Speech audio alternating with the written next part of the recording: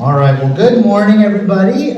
We are blessed today to have Dr. Edward Scott, who is the Deputy Director of Athletics at UVA, to talk with us about compensating college athletes. And there's been a lot of movement in this issue over the last couple of years. So we're going to get into this and see what we can learn. So Ed, let's start with just kind of a general sense of what the issue is. Why is this a concern, the issue of compensating student or college athletes, and how did this emerge? Give us some background. Yeah, well, first of all, good morning, and thank you for having me. I'm blessed to be here with you all and represent UVA Athletics, first and foremost. To answer your question directly, Justin, this all started when the NCAA started being sued by student athletes over compensation. What student athletes were saying is that we do a lot for the university and we bring in a great deal of money, and the athletic departments in the university has a lot of control over our time and how we live our life. And so, as with any industry, I think after a while, folks start waking up and saying, wait a minute, this doesn't feel right, this doesn't seem right. So there was a court case that made it all the way to the Supreme Court that was decided on in 2021, and the Supreme Court decided that student athletes have a right to profit off their name, image, and likeness. And so that's no different than LeBron James doing a Nike commercial. The intent behind the ruling of the Supreme Court was that a person should not be restricted if they can earn compensation for who they are and the value that they bring to the table. I think where it gets tricky is when we say compensating student athletes versus earning money for their name, image, and likeness, and then the big elephant in the room really becomes employee status. And I think that's the part that we don't spend enough time talking about. That's probably the most dangerous. So the distinction seems to be then that a college athlete cannot be paid for their work as a college athlete, playing on a football team or a basketball team. They're not an employee in that sense of UVA or some other university. But obviously the universities and various private companies use their name, image, and likeness in a variety of ways. And it's profitable for them, right? In many ways. And so this ruling is saying that if you do that, you need to make sure that the student athlete or the college athlete gets a cut or a portion of the profits for that, is compensated in some way for their name, image, or likeness being used. In essence, they're not allowing, and I'm sure we'll dig into the new bill that the governor signed last Thursday that changes things in the Commonwealth of Virginia. Okay. They're not saying that institutions, so the Supreme Court ruling does not say that institutions can pay athletes directly. Okay. What it does say, though, is that the student athlete has a right to be able to earn money. For example, Reese Beekman, a lot of you know our program, especially basketball. Reese Beekman is a young man that had to deal with McDonald's, right? And that's true name, image, and likeness. Because a lot of young kids will know Reese Beekman and they'll go and say, hey, mommy, daddy, that's Reese Beekman, right, advertising the local McDonald's. That's gotta get some chicken nuggets. Exactly. When Brendan Armstrong was here, the local McDonald's had a Brendan Armstrong sandwich, right? Caitlin Clark, women's basketball, right? The phenomenon right now, which is, I'm a girl dad, which is awesome to see personally. She is amazing, right? And she's a wonderful ambassador for several businesses. Caitlin Clark was never compensated by the University of Iowa for what she did for that university, but yet she was in a State Farm commercial during the Women's Final Four, and she was able to make a great deal of money. I believe she just signed somewhere of like a $20 million contract with Nike over a prolonged period of time.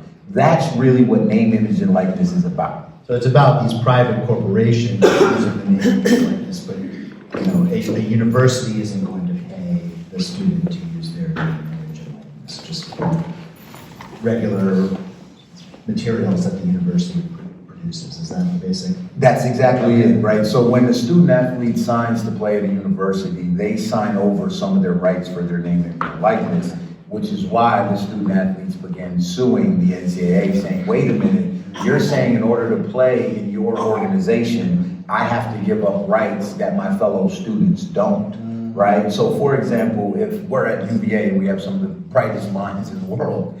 And so if a young person were to develop something that could be trademarked or patent, they could profit off of it, right, if they were not a student athlete.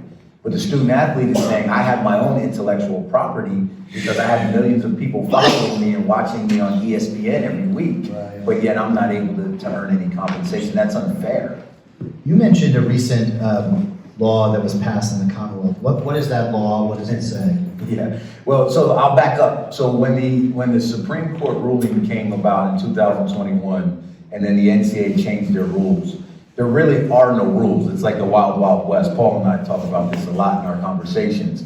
There's only two things that you cannot do. Number one is pay for play. So that means that I cannot pay a student athlete for playing in a game, and it cannot be used as recruiting inducements, meaning that I could not say to Justin, if you come to the University of Virginia, I'll pay you $1 million to come play for us, because that's an unfair play feature, right? And so that brings us to the law that the governor signed on Thursday. Part of our concern at UVA is we believe we do things the right way, and that's really important to us in our value system. So what we did not want to do is what some of our competitors were doing across the country.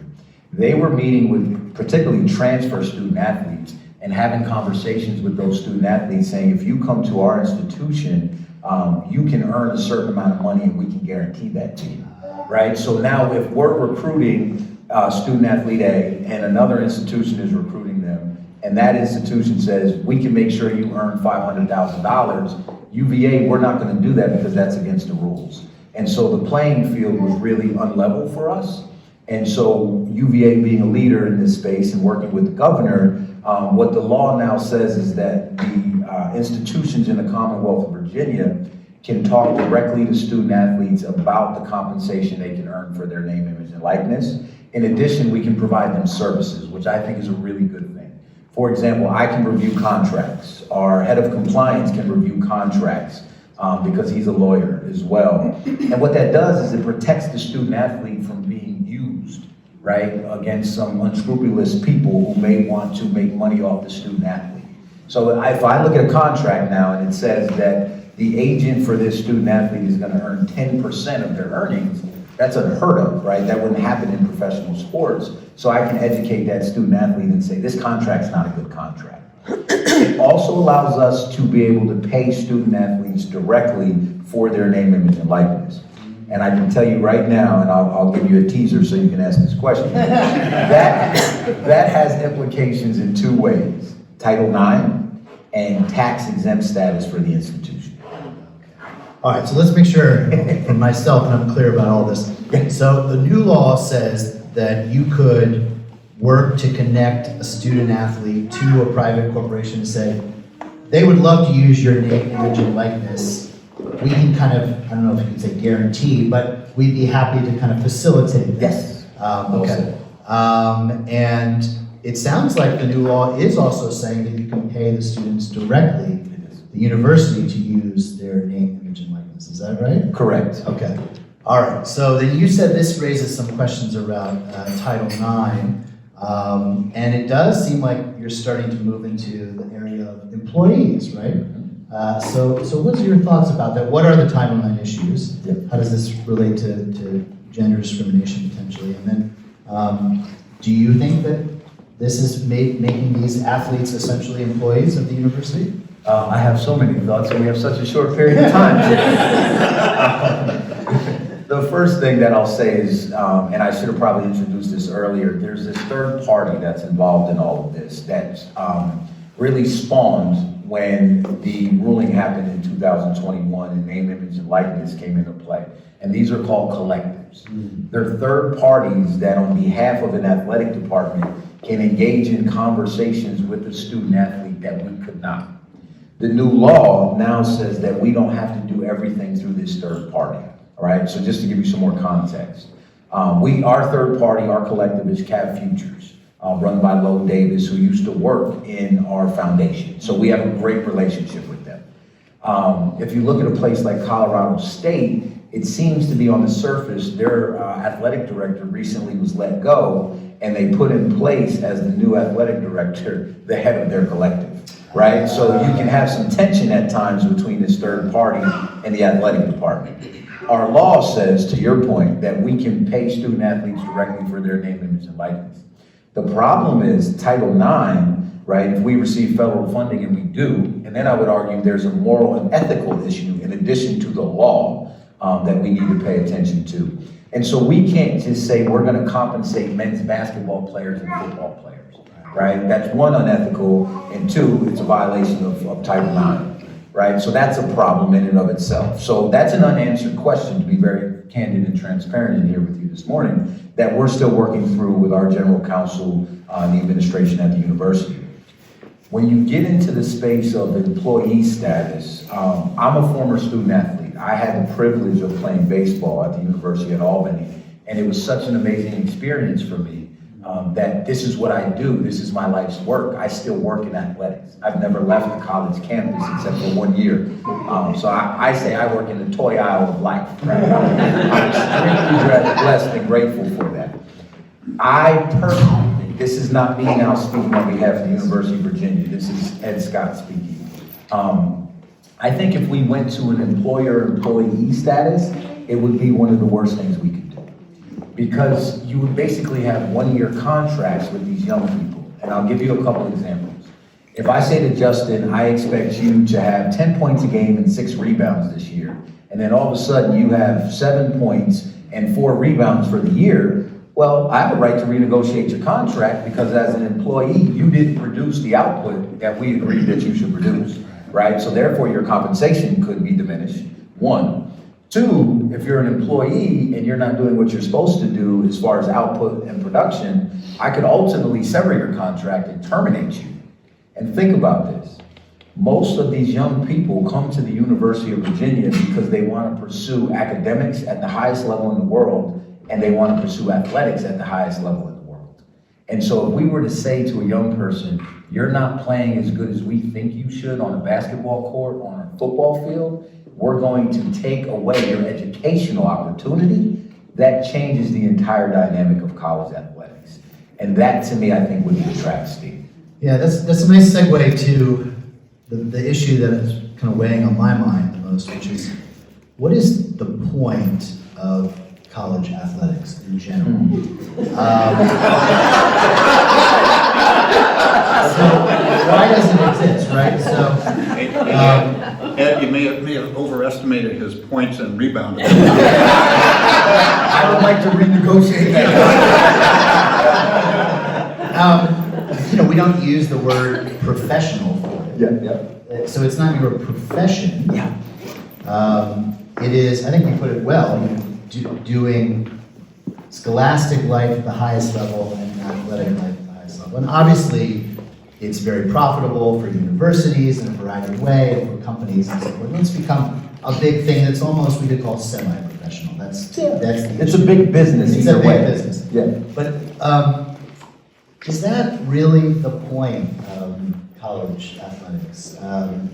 Are these students primarily students, or are they primarily athletes? What's the most foundational element of their personality? We have, I think, in our society, with schools that are well known for their programs, we have these stereotypes. Yes. Right? That like, oh, well, the school just took this athlete because they're amazing at their particular sport, but like, the scholastic side is kind of secondary or periphery at best, right? And I wonder if that's, number one, fair to our athletes at these universities, and two, whether that is sort of getting at the fact that something is amiss here, that really we're putting the wrong thing first, and at the end of the day, these are students, right? Undergrads, graduates at the University of Virginia or wherever. Yeah. What's your general sense on that big question? I mean, the philosophical question underlying all of this. Yeah, there's so many layers, and Paul, I'm going to get you later because this wasn't in my prep, right? I'm absolutely happy you asked that question. I just said he was nimble. Very nimble. This is both personal and professional for me. Personally, I'm a first generation college graduate that grew up in a single parent household. And I am privileged enough to be able to have earned a PhD. If I could not hit a baseball and if I could not run really fast, I would not have had the opportunity at a college education. So I think sometimes when we have this conversation, very candidly and frankly, we forget about two things: access and opportunity for a lot of these young people. I can tell you that there are a lot of our young people that are at the University of Virginia that probably would not have had the same opportunity at the University of Virginia if they weren't as good as they are in their sport. And I think it's like any other business. You have to make value decisions, right, as an organization about what your mission is, what your goals are, and what you really value. I joined the University of Virginia because I believe that Virginia will not compromise the educational values to win championships. And I believe you can do both. And I think we're a good example of that. And so at Virginia, which I can speak to, and I don't want to speculate on others, if you don't make your grades and if you're not going to class, you're not playing for Carla Williams, you're not playing for Tony Bennett, you're not playing for Tony Elliott, and I can go down the list of all the other 18 coaches that I didn't name. And so I think sometimes, Justin, we paint the industry with a broad brush, which is really not fair to places like the University of Virginia. Now, do I think that many student athletes have their identity, their personhood tied up in athletics, which scares me? Absolutely. I think when I went to college, I looked at myself as a baseball player. I happened to get injured my junior year, which I think cost me an opportunity to play at the major league level. And so that switched gears for me very quickly, where I understood that baseball was a vehicle for me to become what I wanted to be later in life. And if I didn't get, if I wasn't lucky enough to earn a bachelor's degree at Albany, a master's degree at Albany, and a PhD from Binghamton, I've changed my family's life for generations. My daughter is in a position today that I can never imagine because of my education. And I think that when we lose sight of the fact that education is a long-term goal that has lasting effects for generations, then we simplify what college athletics is about. And to give you a very simple answer, here's what our student athletes learn on a daily basis that all of you know are transferable skills. Diversity, right? If you look at our teams, they're extremely diverse. Race, gender, ethnicity. We have many international student athletes, right? Adversity, you lose. When you take an exam at the University of Virginia, nobody knows your grade. But when you play a baseball game today against Georgia Tech at 1 p.m., everybody can look at the scoreboard and know if you passed the exam or if you failed the exam. But we don't talk about that. Teamwork, right? How to work with other people to achieve a common goal. Time management. These young people put in 20 hours plus a week at their sport, but they're still held to the exact same standard as every other student that they're in class with at the University of Virginia. So all of these transferable skills that an 18 to 22-year-old young person can learn, they can take with them for the rest of their life. And I'll cap the answer off by saying this. If you were to ask most Fortune 500 companies who they would prefer to hire after they graduate college, I bet you 8 out of 10 times they would say, I want a student athlete because they've been tested in ways that other students have not. And what they bring to the table is so much more dynamic. That's really helpful. So, one key element I'm hearing is that college athletics is a way for under-resourced or maybe underserved populations to access an education that's going to be transformative for their life. Without question. If the program is structured in such a way that the education is important and they're held to the same standards and all of that, it can be transformational for them. And they're a living testimony to that.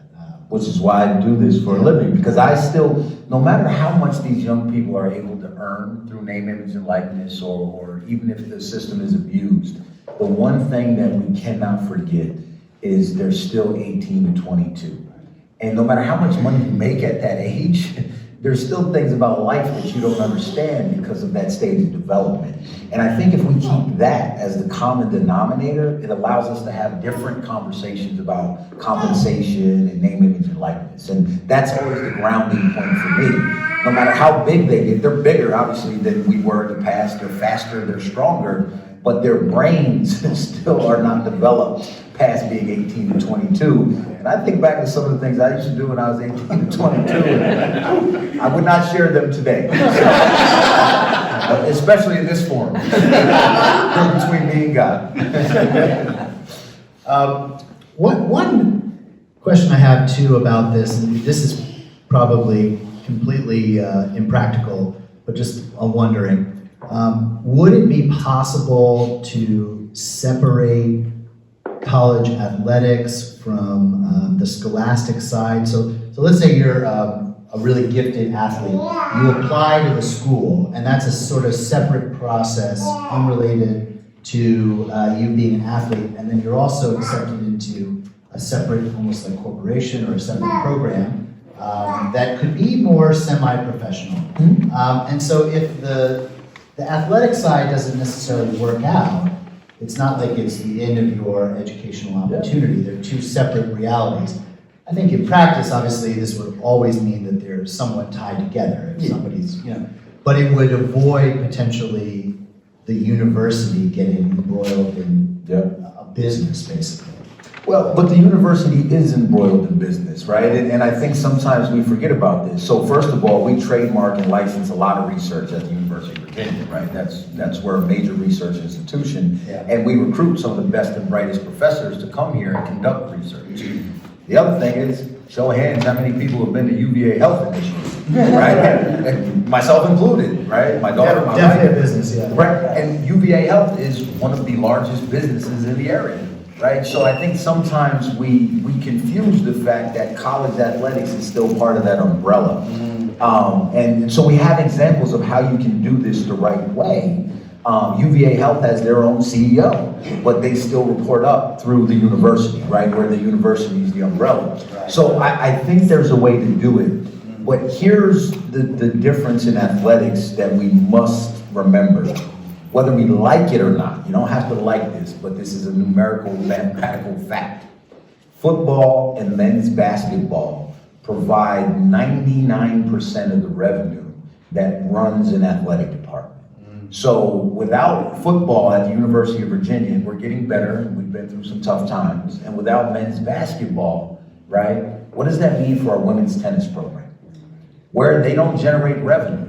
Most of our teams, the majority of our teams, outside of the two I just named, on average lose money every year, right? And so there has to be a mechanism to be able to derive revenue so all these other wonderful young people can have the opportunity. And at the University of Virginia, we're the 6th largest athletic department in the country. We have 27 sports and 819 student athletes, right? And I would argue we're the most efficient athletic department in the country. We have approximately $130 million budget, right? And we finished 4th in the Learfield Cup last year. So if you were to take how teams finished in the Learfield Cup, which is the all-encompassing, right? It's the comprehensive broad-based finish for your athletic department. If you were to take how the teams finished and see how many dollars they have per student athlete, we would by far crush everyone in the country. So we lost to Texas and Ohio State. They both have budgets that are over in excess of $200 million. And we have a $130 million budget, right? So I think sometimes we in our industry, particularly our as administrators, we don't share this story enough for folks to understand how the system actually works. One other thing you mentioned, I think it's worth just highlighting too, and I've seen this in other conversations in this space where we've talked to UVA coaches and other athletic directors and chaplains, is how much of the athletics program at UVA is oriented towards formation of character and who you are as a person. And that's been really, I think, enlightening for me and helpful to see that and realize exactly what you were saying earlier, that they are learning, the student athletes are learning, frankly, skills that all the students at the university should be learning, but maybe aren't. And in some ways, it's a maturing process for young people in a very significant way. So I just want to raise that up too. I think you said something similar. If I could just touch on that briefly, one, you're astute, and two, I appreciate that comment. So I oversee the name, image, and likeness program with Cav Futures for our men's basketball program, right? So on a daily basis, I oversee men's basketball, baseball, swim and dive, track and field, and cross country, strength and conditioning, sports medicine, nutrition, sports psychology, right? So I have a rather robust portfolio. And now that I think about it, I need to renegotiate. That just came to me. But with that being said, one of the things we've done in our men's basketball program, because of their visibility and the potential earnings that they can make for their name, image, and likeness, is we bring in a financial coach. And so his name is Tom Hensky. I love this gentleman. He's a graduate of UVA. He's a 3-time national champion soccer goalie under Bruce Arenas. And he was a certified financial planner and accountant. And he did really well for himself, and he retired early. And Tom and I had met through the Parents Fund, and we were having dinner together one night. And he said to me, look, I'd love to come help educate your student athletes about being good financial stewards with their money. Because I think at UVA, that's who we are. And so Tom comes in once a month. So our young men in the basketball program from 18 to 22 years old, they can talk to you now about compounding interest. They can talk to you about a Roth IRA. They can tell you why if you buy a new car and you drive it off the lot, it depreciates immediately. They can tell you why inflation is bad. But yet, at a wonderful institution like the University of Virginia, we don't offer a course like that for anybody else. And most of our young people are going to go on and make good money in their careers because they're so bright and gifted. So I think that's the other side of this component, that they can earn this money. But what is our responsibility as an educational institution to make sure that we're giving them the parameters that they can use money as a tool, right? And not just have money in their pocket and go blow it. That's great, that's great. Let's open it up to questions now and see what questions you have for Ed. Yes, in the back. I was interested in a question about sports betting. Sports betting. Impacts, what you do and scares you a little bit. It definitely scares me. And here's why. Since betting has become legalized, a couple things have happened. One, you have to partner with some outside agencies to be able to protect your own program, right? So if, for example, if there is a large amount of bets that are placed on a game that UVA is participating in, and the bets don't seem to follow the line, we sometimes will get notified, either through the ACC conference or through US Integrity at the institution, to tell us something smells off here. So that's really important, right? To make sure there's nothing going on internally in our programs. And thank the Lord, we've been able to avoid all of that because of the people we have. The second issue, though, is the pressure that's put on student athletes, right? In social media, these folks who bet and lose money now have ways to send direct messages to a young person and say, you may have cost me $50,000. I can't believe you, right? I can tell you, and I won't say where, to protect individuals. There have been places where student athletes have received either racial slurs or death threats or threats of violence because folks have consumed alcohol and they are not in their right mind. They are watching a contest, and now all of a sudden they've lost a lot of money. The other thing, the last thing that I'll say about this, because this is a really emerging topic that we're learning a lot about and we're studying ourselves, is that student athletes and students on a college campus now have the ability to bet.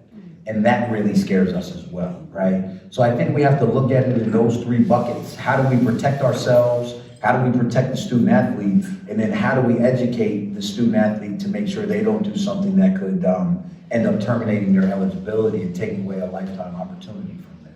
And that's kind of where we are today with it, because it's still a very emerging field. It's a great question. Yes. I'm curious to hear what you think about those students who are fortunate enough to get pro offers in middle of their college careers, and they decide to take that avenue instead of finishing college. And I'm curious what you think. Yeah, oh man, this is, Paul, can I come back for a part two? I'd love to do this. This is phenomenal. It tells me you're paying attention, right? And so the first thing is this. I think baseball, the system of baseball, and I'm biased because I played baseball, hasn't figured out better than anyone else. Yes. And here's why. You can either go pro before you go to college, Or if you decide to go to college and forego the initial draft, you have to stay for 3 years or until you're over 21 years old. And so what that does in our baseball program, Brian O'Connor, right, is one of the best coaches in the world, okay? Coaching baseball anywhere. And what he can tell you, and I get to work with him on a daily basis, I'll be there at 1 o'clock today when we try to beat Georgia Tech, so if you're not doing anything, come out and join us. What he can tell you is the majority of our guys who leave after their 3rd year and go pro end up coming back to UVA and finishing because they finished 3 years of coursework and they're at most 1 year away from getting their degree. And so they're playing, they're not worried about their degree. All of a sudden, let's say they're 30 years old, there's no more baseball left, and they go, what am I gonna do with the rest of my life? Oh, wait a minute, I can go back to the University of Virginia and finish my degree. The other thing that happens is a lot of times baseball organizations will put money aside for a young man and say, if you go back to school, either while you're playing or when you're done, you can have access to this money. If you don't, you cannot have access to this money. So it's kind of like an insurance policy. And I can tell you that one of the concerns we have at the University of Virginia is like in soccer. If somebody were to leave too early, try to go pro and not make it, then they have this big gap of trying to finish. So we try to spend a lot of time educating our young people. Reese Beekman coming back for his senior year was one of the best decisions I think he could have made for 2 reasons. His draft stock is higher than it was last year, and I can tell you that he's on pace to graduate with his degree and be a graduated hoop when it's all done. And so that is what it should be about. Just to follow, why is baseball the only one doing that? Because baseball players are smarter than you.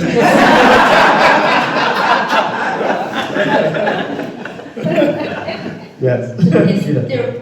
I'm concerned about the transfer portal. When I went to the UVA, it was the time of Jeff Lamb, Ralph Sampson, and Yes. those guys stayed. I mean, we got to see Jordan for 3 full years. Is there any chance the NBA would like change and be smarter? And 2, why are we allowing kids to transfer in the middle of the year from one school into the other without waiting? That used to be how it was, and so it kind of kept the good guys from jumping from 1 to 1, which I think it ruins the continuity. I love watching one guy go all the way through the 4 years of basketball, 4 years of baseball, 4 years of football. Sorry, I didn't go to the girls' sports, but now you don't get that anymore, and it's sad to me, and I think it has changed the whole tenor of the sports. And why are we doing that, and is there any way we can reverse it? Well, I was hoping you would stop there because I was just going to agree with you. Now you're making me answer a question that you already answered. In all honesty, I think the transfer portal coupled with name, image, and likeness has created this perfect storm that we don't talk about, right? So the transfer portal was first, and then name, image, and likeness came and exacerbated the issue of the transfer portal. Personally, I believe a student athlete should be able to transfer once or twice. I believe there should be some parameters on it because you may choose an institution that ends up not being a good fit, right? And I'm able to change jobs. And so student athletes should have some flexibility, but I think there should be better parameters. I believe we're in a position now with the NCAA, and the NCAA, just so everybody knows, is the University of Virginia and every other member institution. It is not the people in Indianapolis. They are not bad people. They do what the membership votes them to do. So I want to separate that. But I do believe that if there were some more parameters around it, it would be better. I think continuity for fans to be able to know someone over 4 years is really, really important, right? And you want to pay your hard-earned money to support this young person's development over that arc of 4 years. And then I think the other thing it does, if you haven't picked up by now, for me, the value of athletics is what it teaches us.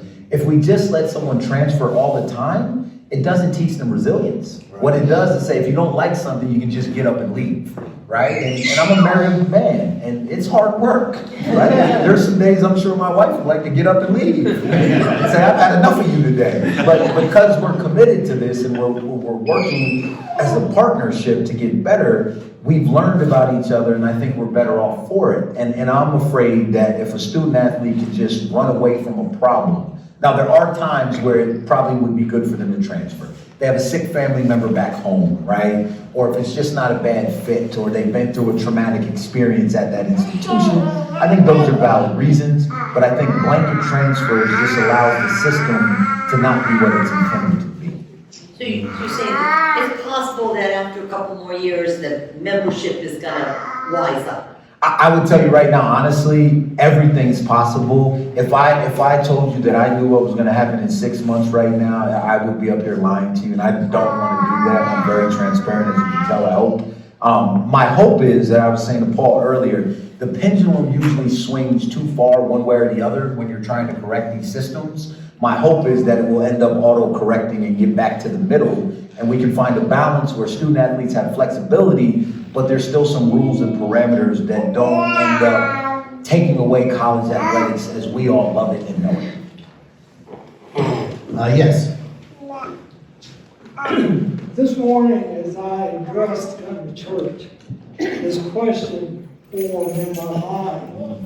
So it's a setup to say that I'm asking this as a friend. Okay. I looked in my den at the sword for 50 years for continuous giving. Amen. I looked across to the plaques of being University Day honorary. Yes. I looked at the poster for my granddaughter, who was on the Jumbotron, once solo and once with our family, Yes, sir. who rode as a primary seat in the last boat to win an NCAA championship. Also, when Ellen and I go to events, people are amazed and say, why in the world did Parkville come over and talk to you? We love Here's that. my question after that setup. Okay. Why can I not, and I've worked with this, feel the same way about these athletes that are recruited in this easy transfer, all the things, I'm not trying to be, but I just can't feel the same way as the joy I felt when I was an early faculty member from Berry Parkhill, came to the University of Virginia and turned basketball upside down. Same thing, and I had season tickets, baseball, basketball, and football.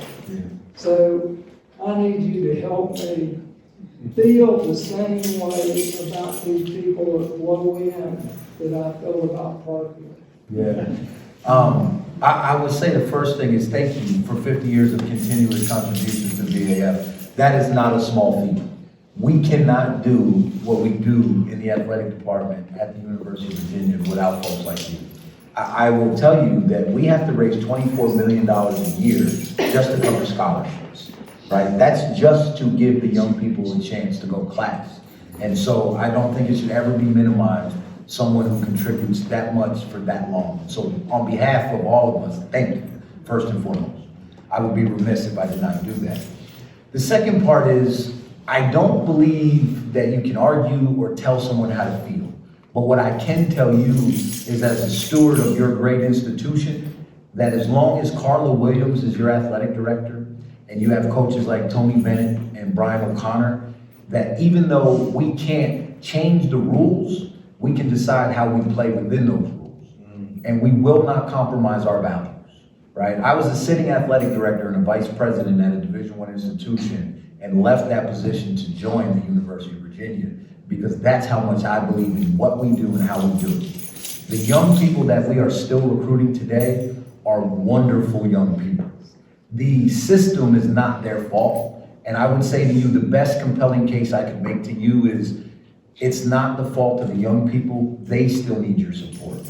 We, as the adults, have broken the system.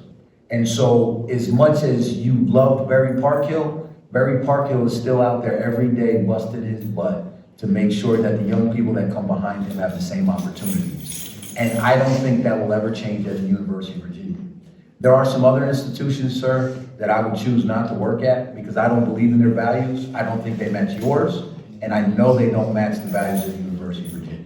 So I would just say, don't quit on us, don't quit on the young people, and give us a chance to continue to make you proud, because it's because of you that we get to do what we do every day. So I hope that's an honest answer to your question, is that the people and the values have not changed, and I don't think they will anytime soon.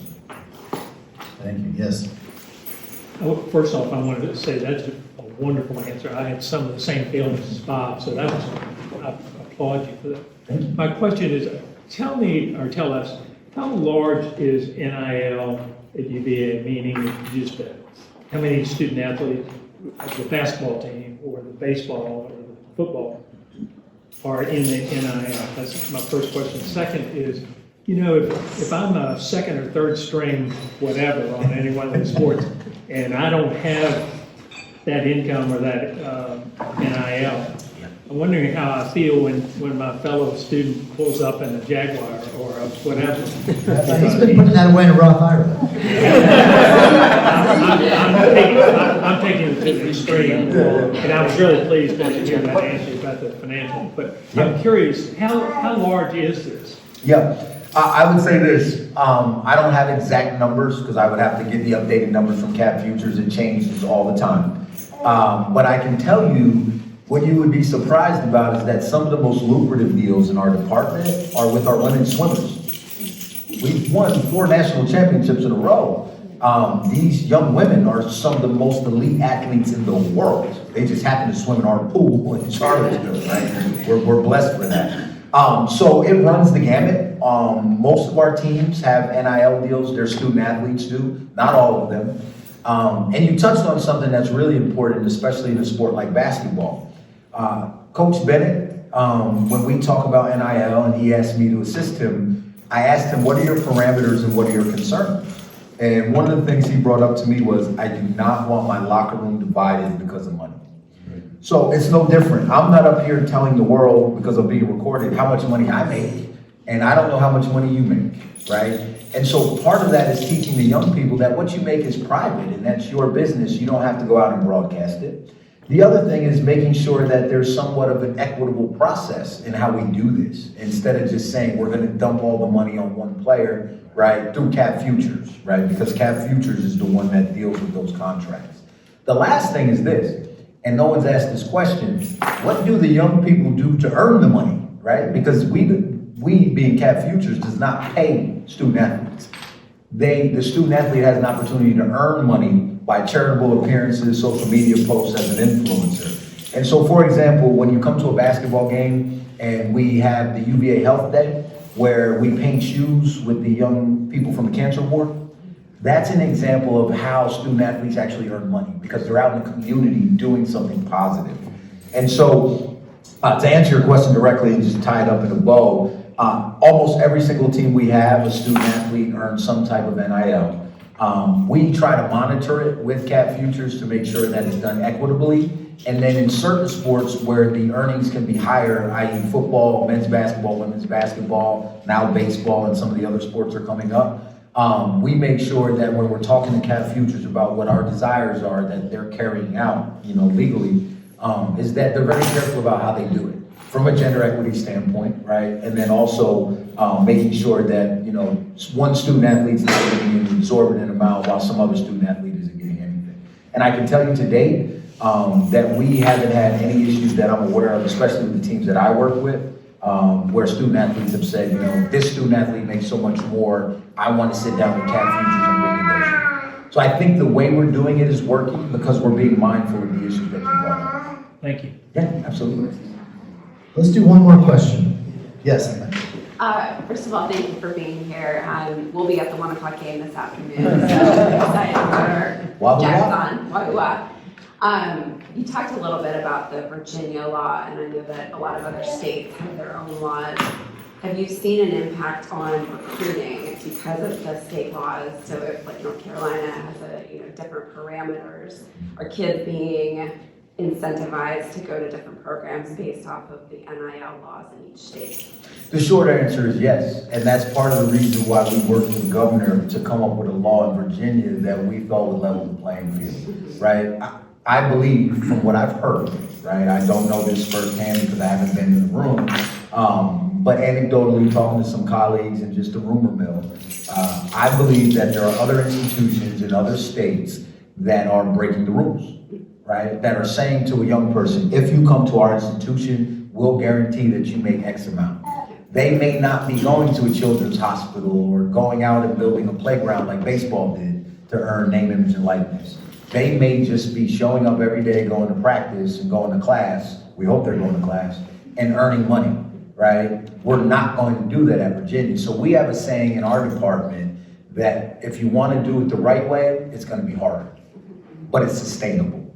And so what I think this new law does is it gives us a better fighting chance, right? To be able to have some protection to say that now we can compete on a more level playing field without breaking our own state law. And it's not just important for the University of Virginia. We have wonderful programs in the Commonwealth of Virginia, right? Virginia Tech, we like it. There's a family member that were like, hey, James Madison, Old Dominion, VCU, right? Norfolk State. I was at a historically black college or university that competed against Norfolk State on an annual basis. So we have these great institutions in the state that were being disadvantaged by others breaking the rules. And so we're not going to break the rules. So what we've done is set up a set of rules in our state, in our Commonwealth, that allows us to be able to level the playing field. I can tell you right now that we have not decided to bring our collective in-house, and that we still have questions that we have to answer about Title IX and tax exempt status. So even though the law allows us to do some things, we've made a conscious decision at the University of Virginia that we're not comfortable doing everything the law allows, because we don't believe, to your question earlier, that we're not sure we can do it in a way that's consistent with our values. And so until we answer those questions, we're going to err on the side of caution. But I do believe that's going on. I believe the new law allows us to level the playing field and then make some decisions about how we want to level that playing field and still feel good where we can sleep at night that we're doing the right thing on behalf of all of our constituents. Well, thank you, Ed, so much for